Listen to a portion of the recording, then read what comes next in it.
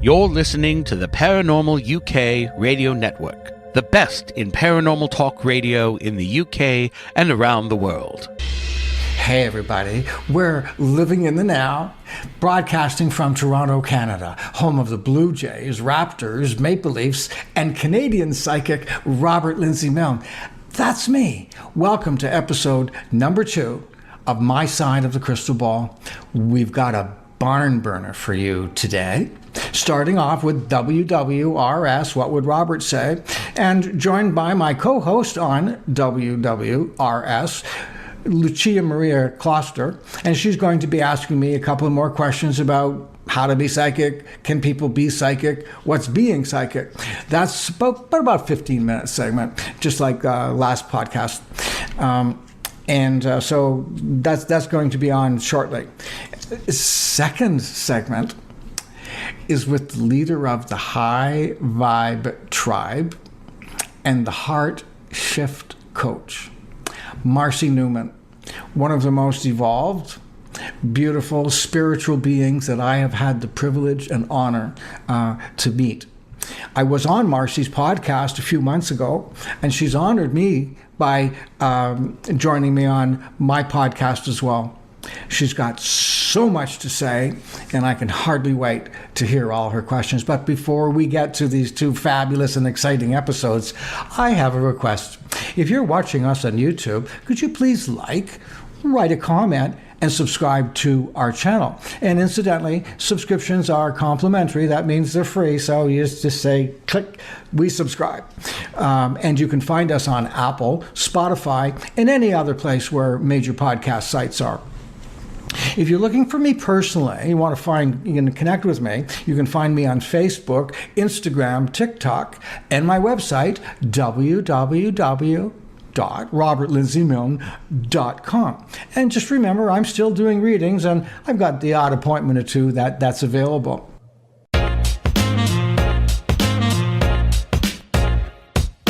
It is absolutely delightful to see you today, Marcie. I see on Facebook and some of your promotional material, you describe yourself as a heart shift coach, right, and you also have the High Vibe Tribe group as well. I have experienced your ability to shift hearts. Just being around you, you do it. And I'm wondering, have you been doing that all your life? That's a wonderful question, and I would probably say yes. And I think it comes from, this awareness that I've had ever since I was a child, that I had a different perception of things. And that different perception, of course, always created a little bit of controversy between, my friends and I, and or adults or teachers or whoever I came in contact with. How did it manifest? I'm sorry? How does that happen that got you into conflict, or I'm sure praise as well? I'm not even using the word conflict in a negative way. Okay. What I'm saying is that they were conflicted. And so because very often people see things in one way. But as I said, my perception of myself, the world, and the fact that I was a part of something that was greater than myself, and yet I was a very important part of it. And I remember having these thoughts as a child, and it gave me a different perspective. For instance, when I was a child, I had a couple of spontaneous past life visions. And I knew that they were as real as could be. And in fact, one of them, I actually was physically in the imagery with some other people around me. And it was an amazing thing, and I'm just going to share it very quickly, please, so you can get a clear picture of what would happen for me. So this was just after Christmas. I was probably about 9 years old.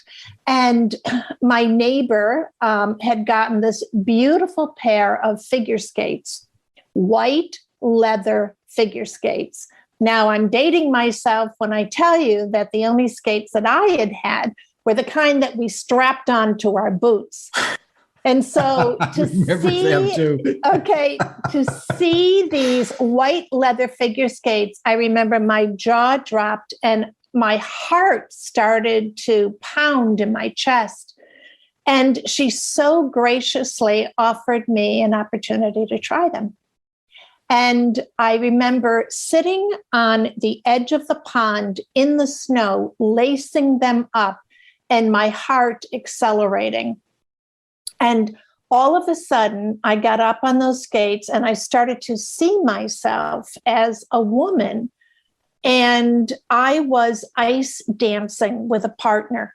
I was wearing this chiffon costume, and the man that I was ice dancing with was wearing a tuxedo, and we were performing. And all of a sudden, yes, I am ice dancing by myself, okay? But all of a sudden, I start to hear the other kids laugh. And somebody says, "Marcie, what are you doing?" And the moment that happened, the spell was broken and I fell flat on my butt. I couldn't skate on them. And so I was trying to tell everybody like what was happening. And of course, they just laughed me to death. But this was a kind of thing that I experienced actually a number of times during my childhood. And so you had those visualizations. Yes. Yeah. I saw myself in other circumstances as another physical being. Some were male, some were female. But anyway, this that's fascinating. That's amazing. Yeah. I'm sorry. Yes, keep going. No, I was just going to say that those sorts of experiences gave me a very unique perspective. I also had a different knowingness about spiritual realms and truths. And, I actually was asked to leave my confirmation class. And because I was constantly asking questions because nothing that I was being taught felt right to me. I could feel that there was a false belief connected to it. So fast forward. Was that about religion? Is that? Oh, yeah. Okay. It was about religion, and it was about the religious dogma that was conflicting with what I knew was true.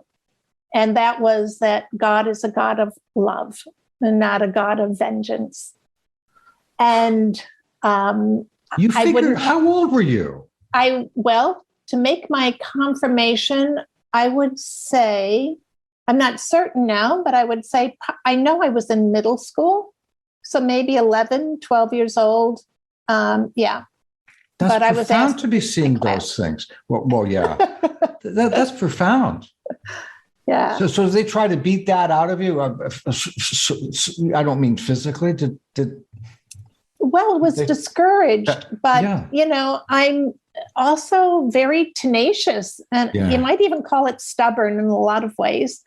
And I was relying on what felt right, and that didn't feel right. And it's always been something I have relied on heavily, how things feel. And so, fast forward when I was then a teenager, and I became sort of the go-to person from my friends. And then also what started to happen is I became often a go-to person for their parents when they had things that they just wanted to talk about and kind of work out in their own mind. I'm awestruck by the power of your story and the similarity of experience. Details are different, but the concepts are the same. Yes. when did you realize that you were a healer in your own right, or did you, or have you? So, yes. So what happened was I was in high school, and again, my level of consciousness and awareness was very different. I just had a knowingness about healing and that it takes place on many different levels. And through a very strange unfolding, I ended up leaving. When I left high school, I went to nursing school. I had never wanted to be a nurse my whole life. It never occurred to me. But the truth was is that I had gone to a party where there were lots of interns and medical students. And I thought, oh my God, they're so cute. And I had so much fun. I decided to go to nursing school. So it wasn't long into my nursing school experience where I realized that it wasn't the whole picture. And I entered into an ordination program through a spiritualist church. And there I was trained in hands-on healing, mediumship, and channeling. So this was back in the early 70s. So here I was, this young woman just coming into my professional career and having two very different credentials as a registered nurse and a spiritualist minister. But of course, Spirit knew what it was doing. And it very quickly unfolded into me having the most incredible opportunities to be a liaison, a bridge between those two worlds of conventional healing and metaphysical healing. And so it's just been an incredible, incredible experience in this lifetime. So you were, what, in your early 20s when so you were going to the spiritual. Marcie, I did similar things. I'm flabbergasted. There are similarities. I did as well. I got kicked out of the spiritualist church, but that's another story. Well, not kicked out. I just wasn't part of the group. But I'm astonished at the similarities in what I have experienced in the early days and what you did. When did you start becoming a teacher? I have always been a teacher. Always been a teacher, not necessarily in a classroom, but I've always been a teacher. And again, I have to go back to my unique perspective was something that people wanted to know about. And so every conversation was, in fact, sort of a teaching session. And, when someone was coming to me with an inquiry, there was always something to be taught. And so I would say I've been a teacher probably my whole life long. In the same way that I was learning and unfolding, I was sharing. It came very naturally to me. But so what I was really asking is, when did you know that's what you were doing? Teaching. I think I always knew. You knew. It's just sort of. I knew. And then in nursing school, we would have to do these workshops and presentations and everything. And it was so natural for me. And again, I just had a different way of looking at things. And it was always with a very creative flair to it. And so even in nursing school, I became the person that people would come to for ideas about how to teach what they needed to teach, how to present this or create this kind of a workshop. And as well as my teachers, they would say, oh, I know Marcie is going to have a good idea about that.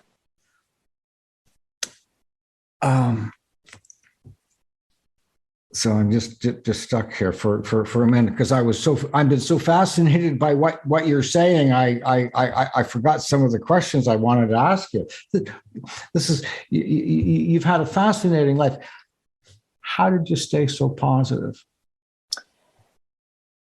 I'm going to answer that on a couple of levels. First off, I have to blame my astrological sign. Okay. I'm a Sagittarius. Okay. And we are the ultimate optimists. Oh, I didn't know that about Sagittarius. Yes. Really, They are, probably to a fault, Robert, okay? Mm-hmm. I have this natural propensity. The moment I have any negativity come in, I immediately am flipping it. I'm flipping it to see the positive. I'm flipping it to understand it in a different way. All of these things. And I think it definitely has been a detriment in some cases because it creates a tenacity where, I've lingered too long sometimes in situations because of that optimism, always having, and this is how I describe it, I have an ability to see things already in their wholeness. And so I just know that it's a matter of a little of this, a little of that, a recalibration here, a recalibration there. And we come into our wholeness. So when I see things, I see them in their wholeness. And of course, it doesn't take into... I'm sorry, got it. When you say see things in their wholeness, what does that mean when you say in their wholeness? What would that mean to somebody that doesn't see how would you explain it to someone who doesn't see the wholeness? I see the diamond form. Okay. I see all the rough edges having been, ground out, and I see the light and the facets that come forward when a diamond has been shaped so that you can see its ultimate beauty. That's how I see things. I see things, you might say I might see things in their future form, but I don't see it in the future. I see it right now. I know that one. Yeah. And so we we were having a conversation, for instance, before we started, and you had mentioned that I said something that made you realize that I was sort of transcending timelines. Yes, that's true. And that's how I live. I don't even recognize it as, again, being futuristic. I see it as it is in its truth, in the whole truth of its expression. What does it feel like to have that kind of awareness? What's joyous. That like? Is it? It's joyous. Yeah. It's joyous. And it is, I'm always in awe. And also I'm in recognition that, I'm here to help people to realize that for themselves. In other words, in forms of self-actualization, self-realization, and in accepting themselves as whole already, and just working to let go of the parts that have, kept it separate from recognition. Your words really just overwhelm me, and I get thrown off topic by I just spellbound by the way that you're expressing things. I followed your forgiveness. I'm not sure if I can say campaign, but I watched the process of your forgiveness campaign, each one. What inspired you to do that? So, my focus is in teaching self-love, and it's a prelude to being able to heart shift. So let me just give, for people listening, first off, my description of self-love is when we recognize who we are as a divine being, and we have cultivated the courage to take the actions that are in alignment with that. So self-love to me is all about, number one, recognizing who we are. Number two, being courageous enough to live that in this world that would have you do otherwise. Heart shifting is taking all of that energy that has been released through that release of separation and learning how to transform and transcend so that you now have access to it to manifest the life and the world that you want and deserve to be living in. So the process is twofold. It's learning what self-love is, learning how to integrate that into your life and take aligned action, and then taking the energy and recalibrating it to the frequency that has the potential to create what you want to experience. So as my focus is on self-love, what I've found now being in this work for over 45 years is that people, the greatest hang-up that people have is in forgiveness. And it's no fault of theirs, because as children, we're always taught, you must forgive, you must forgive. Right. You know, and you have that finger wagging at you and this fear of going to hell if you don't, or, you know, being burned at the stake or something, right? When in fact, no one actually tells us how to forgive. Because what is forgiveness? Forgiveness. Yes. And that's the whole point, Robert. Forgiveness isn't some obscure, you know, abstract concept that is off in the distance. It's just allowing ourselves to surrender and let go of the false beliefs that are keeping us separate from ourselves.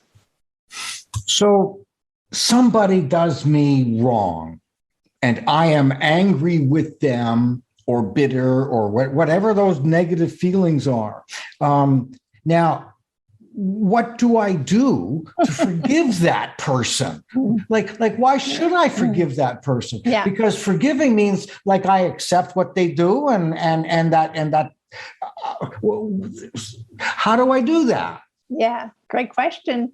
Which is why I've created a whole course teaching people what to do. But in a nutshell, what has to happen is you need to realize that whatever that incident is, that person, that, you know, perpetrator, whatever it is, they need to go up on a shelf for a bit. Okay. We need to come inside, because the only change that can ever occur on the outside must first happen on the inside. So we have to explore first, what part of us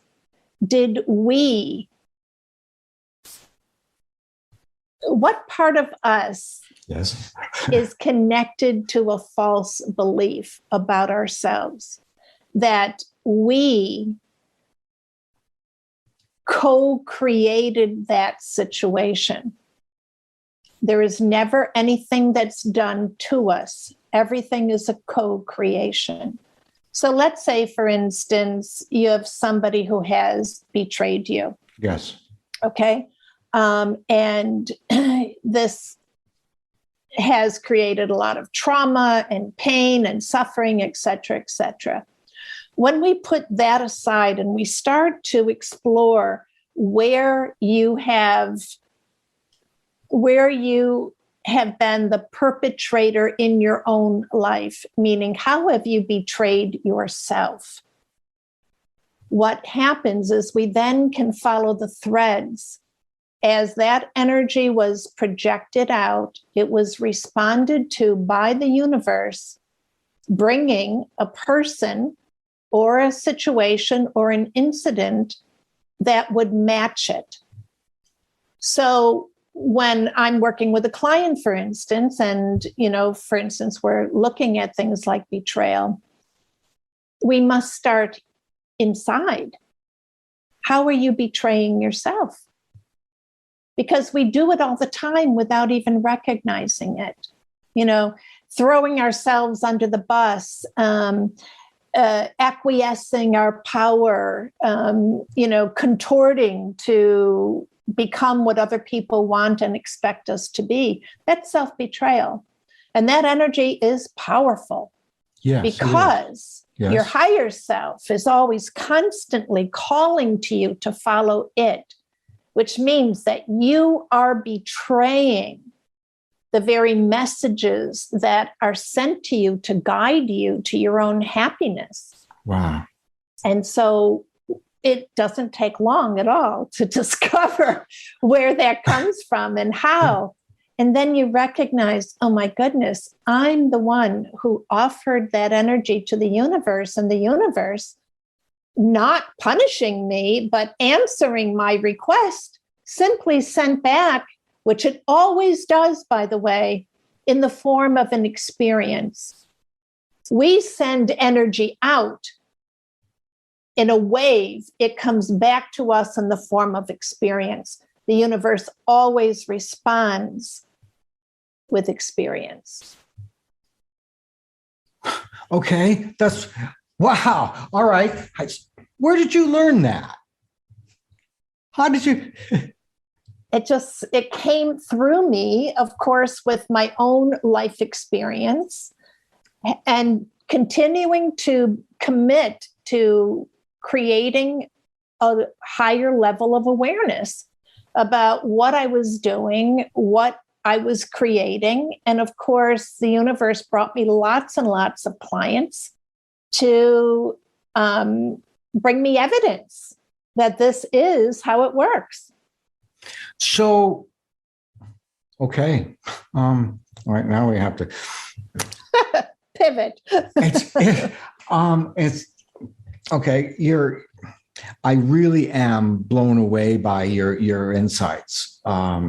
You are clearly a highly evolved being. I just have to catch my breath for a moment and come back. I've been so fascinated by how you've seen things, or how you see things. Are you this good in your own personal life, like in the off hours? So I've gotten much better. Obviously, yeah. It's difficult for us to see our own stuff. Oh yeah. But I'm constantly in process. When I recognize that I am contracting, I notice it first. I can feel my energy field contracting. When that happens, I know that somewhere I'm out of alignment. I am not open, expanded, and aligned with source. So if I'm contracting, it's my job, my responsibility to figure out how and where and why. And then I go to work. It's always connected to some false belief, typically around somewhere where, and we all have these same issues. Okay, we just have to recognize how the ego disguises itself to bring them in and try to control us. So the issues are typically about abandonment, about not being enough, about not being lovable, all of that. And those always point to us having forgotten who we are. We are the God consciousness being expressed in the world. So if I have any of those thoughts or manifestations of those thoughts, I know that it's an energetic misalignment with my truth and who I am. So for me, because I may miss it, right? I might not recognize that ego, depending on how well it's disguised. I've learned to just respond energetically, where sometimes I'll see it immediately. And when I don't, I know it's not important. All I need to do is start to readjust my energy, which means I have to bring more light in and raise my frequency. And that's what I do. I remembered what I was going to ask you about, but we're on the same, the same line anyway. When you were talking about forgiveness and sending the energy out to the universe, and the universe will send back an experience. Yes. Is that a form of manifesting?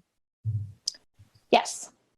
So you send the energy out, and then the energy comes back. So you think, so you are, so you become. Is that the concept? What you put out comes back. Yes. So if I am in a bad, like a boomerang. Okay, so like if I'm in an angry mood, a bad mood, and I project it, and when I am in an angry mood or a bad mood, even if I'm not yelling at somebody, that energy is going out and it comes back. So I'm manifesting it. Is that correct? Correct. Because the universe reads energy, not words. Yes, words have energy that are an aspect of them, but the energetic force is the force that we actually project. So I'm sure, Robert, that you've been, with people who, yes, they've tried to disguise themselves to you. Let's say, for instance, I know that this has happened to me. I imagine it's happened to you as well, where you meet somebody and it's almost as if you can feel the hair on the back of your neck stand up. Absolutely. But they are just smiling away and, being, the most congenial person in the world. And then all of a sudden you start to really listen to their conversation. And at the base of this is such anger or jealousy or some sort of a repression, right? You can feel that there is a lack of alignment between how they are portraying themselves and who they are energetically. So our task is to be integrous with our inward and outward portrayal. Okay? So of course, if inwardly you are this angry and vengeful kind of person, the best thing actually is not to hide it. Okay. The best thing is really to be in it, because it's the alignment that is so important. And what happens is eventually, because I say all roads lead to Om, what happens is eventually light comes in. You get so tired of being angry. You get so tired of feeling separate. You get so tired of the whole world just passing you by and not feeling loved or capable of loving, that you start to, allow light in, and the light just has its way with you. So when we are in this work, of course, we want to encourage everyone to come into the truth of themselves, where they are recognizing that they are love. They are the consciousness of God. They are the creative life force energy. And if we can stay aligned with that, we get to experience connection and the power of that rather than separation. Okay. So again, getting back to the manifesting, and that you described very, very well on a spiritual, on a loving, on an inner level, and it would be love, developing that love for one's, acknowledging the love that we have for ourselves, bringing it out. So we can manifest that. Can we use that way of thinking that energy, sending that energy out to the universe to do other things with it? Or is it just about spiritual stuff? Can you manifest material things or tangible things or people or situations in life? Yeah. Universal law is universal law. It applies to everything. Okay. There's no separation in universal law. And that the laws of energy are universal. A lot of people know it as the law of attraction, right? Energy is always seeking out other energy just like itself. And whatever you put your focus on will expand. And that's typically how it's taught. What's really important to understand and to remember is that is taking place 24/7, regardless if it's what you might consider to be positive or negative. It always manifests as experience. That's how I see things. The purpose of life is to experience all things on all levels. Mm-hmm. And we have free choice and free will to experience whatever it is that we want to experience. That's right. Recognizing and accepting, though, in the purpose, in order to know something, we also need to know it from both sides. So the rule, as I would see it, is the purpose of life is to experience all things on all levels. And what we do one way, we must do equally the opposite. This, in order for us to understand something, we need to see both sides. Well, I think that we already know that both sides exist. I'm at the point where I know that I want to experience some things and not other things. I know that whatever I need in order to continue to expand will come to me. That's the role of my higher self. It's constantly creating opportunities for me to incorporate what I have learned and still need to both strengthen, exercise, and remember. And typically it's much more about remembering than learning anything. Then I'm confident that I will be given those opportunities. That's what I'm doing here. So I also know, because I've been given free will, and that's what differentiates this existence as a human from others, is that this free will that we've been given gives us the opportunity to choose experiences. And as I said, I'm at the point where I'm pretty clear about the experiences that I want to experience. And so I know that if I am doing my daily spiritual practice, every time I get a glimpse of life through the closest possibility that I have of looking through the eyes of God, I'm not seeing contrast. I'm only seeing how love can manifest, how and what it has the capabilities of creating. And I know that this is for the highest good of all.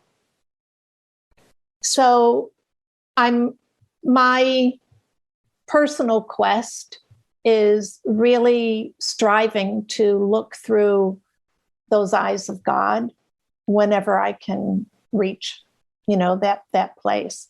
And I don't always have a clear view, but I know that if I keep searching for what love would say, what love would do, then I can get closer and closer. And I'm not inferring even for a second that I've ever been in that full view of what, looking through the eyes of God. It would be a profound experience. Yes. But I have experienced the ecstasy that we experience when we align truly with self-love, when we have taken the action that we suddenly get to experience that intense level of complete freedom. It is ecstasy. And I know, so just comparatively, so I've had 2 near-death experiences. And I remember one in particular that was the most dramatic, was where I realized that I had a choice to come back to the earth plane or to stay in these celestial energies. And I remember coming back and just thinking how truly free I felt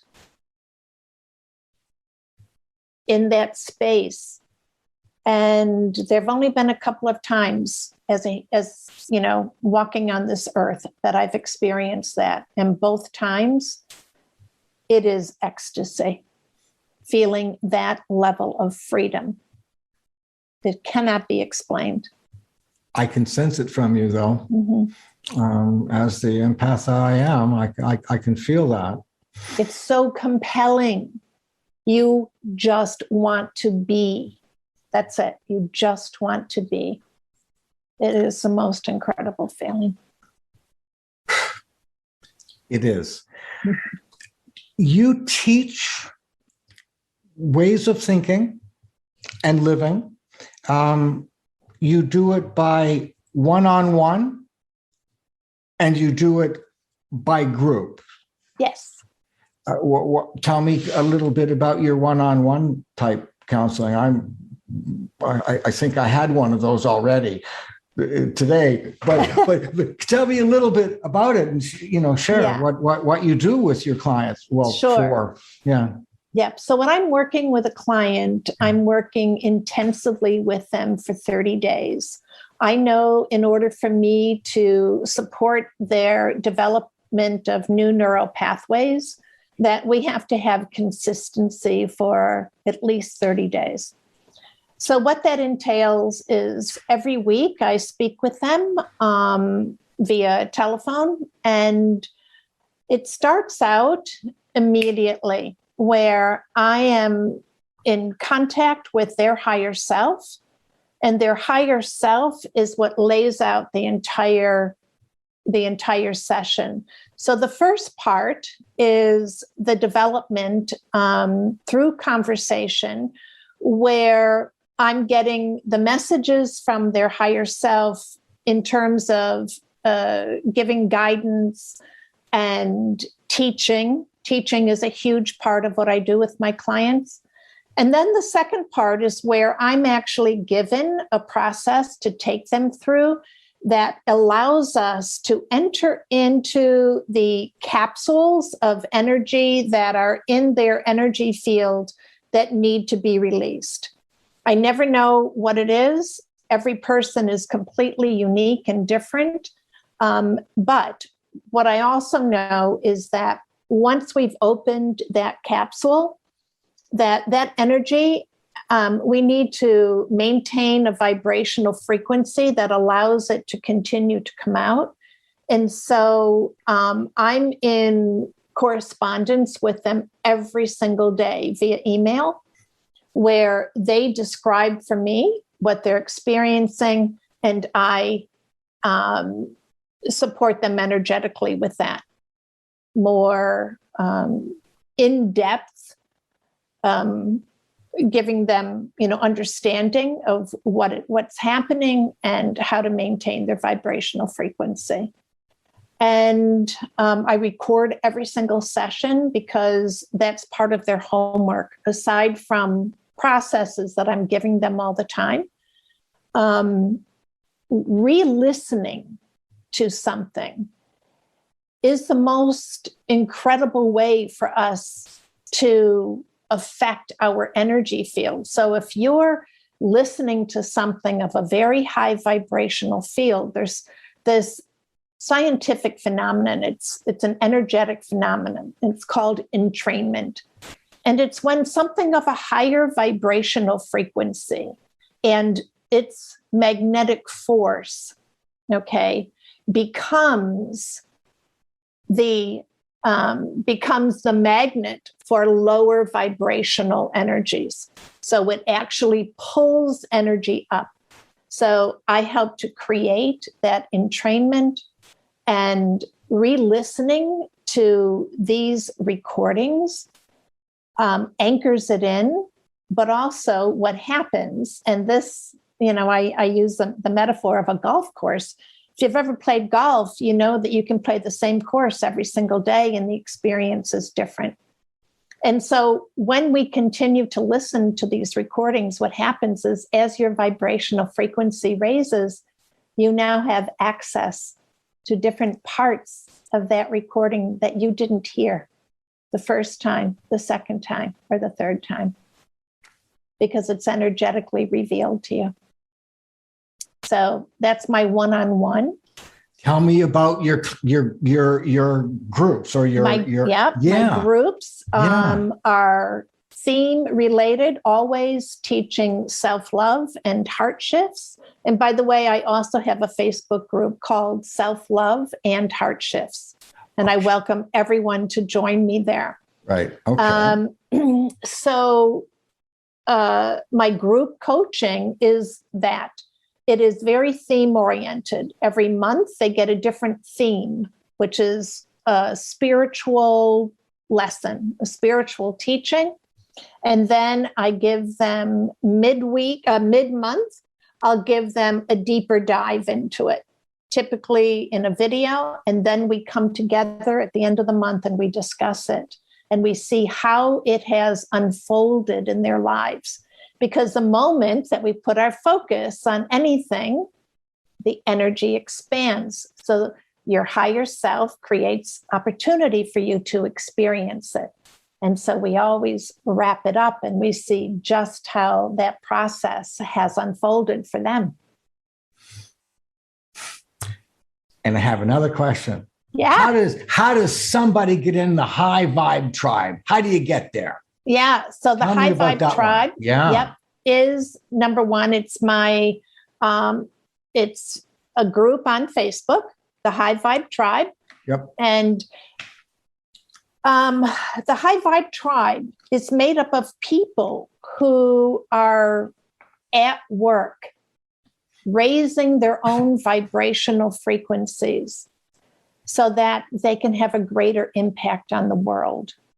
When we start to recognize truly that we are not here for ourselves, we are here to create a vibrational frequency that is for the good of all, and of course our earth, then we come together, and what happens is the intensity of that vibrational frequency becomes greater and greater, which allows it to expand more and more and more. And so the High Vibe Tribe is about coming together as a community with the intention to continually raise our own vibrational frequency to impact the world around us in a very positive and loving way. If somebody wants to get in touch with you, find out more about you, how do they do it, Marcie? The best way is to reach out to me through my website, which is heartshiftcoach.com. Yes. And you can contact me directly there, or just come to Facebook, join Self-Love and Heart Shifts, join the High Vibe Tribe. And yeah, I'm always open to connecting and learning and just really being the support that we all need in order to expand so that more love can extend through each of us. When I was a guest on your podcast, I was deeply impressed by the type of person you are. Thank you. Today on my podcast, I feel so honored to have such a fine beautiful spiritual being on my show. Going to make Thank you so much. Well, I feel like it too. Thank you so much for being here. Oh, thank you, Robert. And thank you for having me as your guest. I'm also honored. And it's my greatest joy to share what I've been shown and what I've experienced and what I know we are all here to experience and more. I don't know where the time's gone. Marcie, you've been absolutely fabulous. You've kept my attention. I know everybody has been sitting on the edge of their seats, listening to what you have to say. Before I say goodbye, I just have a couple of requests. If you are watching us on YouTube, please like, comment, and subscribe to our channel. Incidentally, subscriptions are complimentary. It means they don't cost anything. So just press that subscription button. It'll really help us a lot. And you can find us on Apple, Spotify, and any other major podcast site. If you want to find me personally, you can see me on Facebook, Instagram, TikTok, and my website, www.robertlindsymilne.com. That's it, everybody. Thanks very much.